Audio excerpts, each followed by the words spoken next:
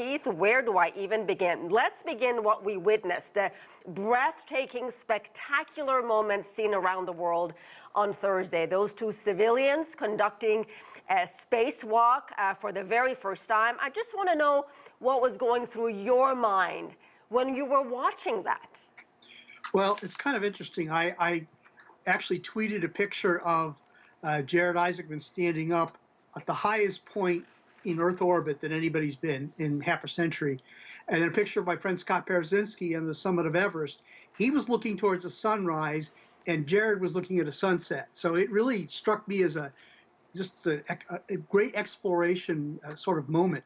But the interesting thing is, we've done hundreds of spacewalks. The difference is that this is a private mission, and Jared wrote a big check and bought a seat and brought 3 people with him and went and did it on his own. So you know, welcome to the 21st century. Yeah, and that was going to, brings me back to my next point in terms of future space exploration and space tourism. You either have to be a billionaire or you have to know someone who's a billionaire. Is that ever going to change? Well, right now, yeah, it's sort of how it is, you know, and there's a lot of, but there's more billionaires than ever, so it's probably easier to get to meet one. But that said, you have an important point. It's still, you got to know somebody, and there's a lot of money, but every time they do something like this, it broadens the notion in people's heads that maybe they could go too. And this mission, among other things, is also raising millions of dollars for St. Jude's. So there's a different approach to these missions than has been the case with government missions. Now, Elon Musk at SpaceX is about to launch his Starship for the 5th time. And if when that rocket becomes operational, the cost of sending a whole bunch of people up is going to go dramatically down. And they're already launching like almost once a day by SpaceX with just the Falcon rockets. So we're kind of at the cusp of where it goes from being, oh yeah, I'll never have a chance to, you know, I might just have a chance. And once you get that in people's heads, other people find ways to do it cheaper or in a different way. And that's why we have commercial air travel.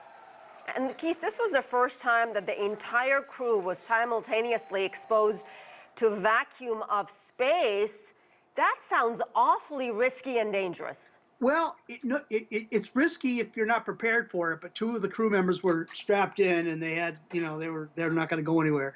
But actually, back in the day, the first spacewalks done by a Soviet cosmonaut and an American astronaut, the Americans actually did, this is a Mercury, but they had capsules. The shape is important. You know, these things look retro, but they're actually designed in a certain way. But they would open the hatch, and then the astronaut would pop out, and he would have a tether, and he'd float around and do his thing and come back in.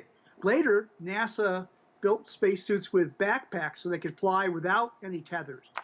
These guys have different spacesuits in that they have tethers, but they're advanced spacesuits that are more advanced than NASA. So it's like the old saying, something old, something new, something tried, something true.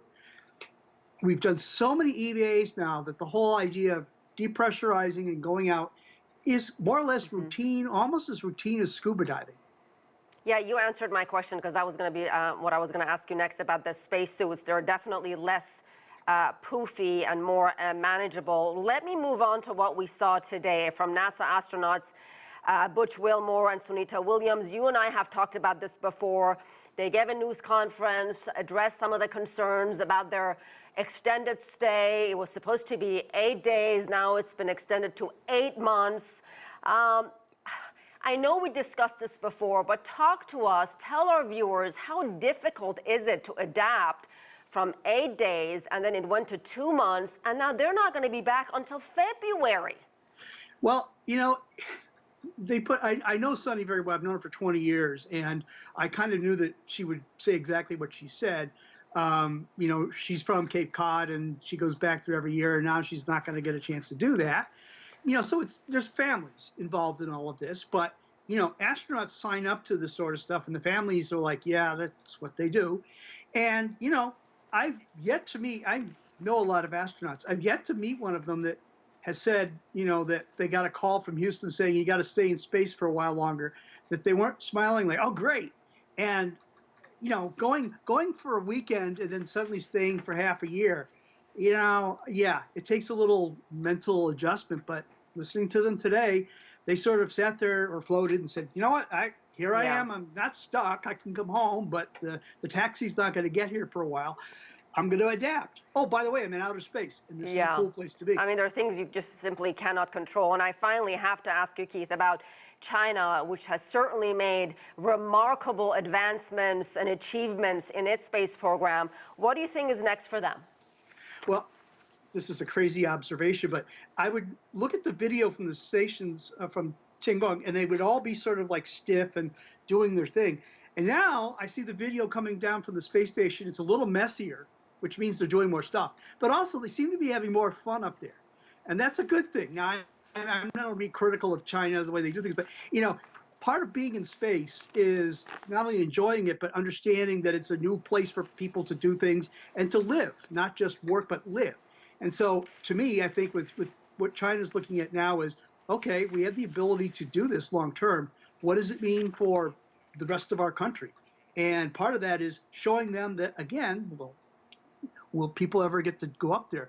Showing them that life can be similar to what's happening with the folks back home. Right. That's important to make that connection. Keith, I always enjoy our conversations. I always learn so much. I hope our viewers too. Thank you so much, Keith My pleasure. Cowling.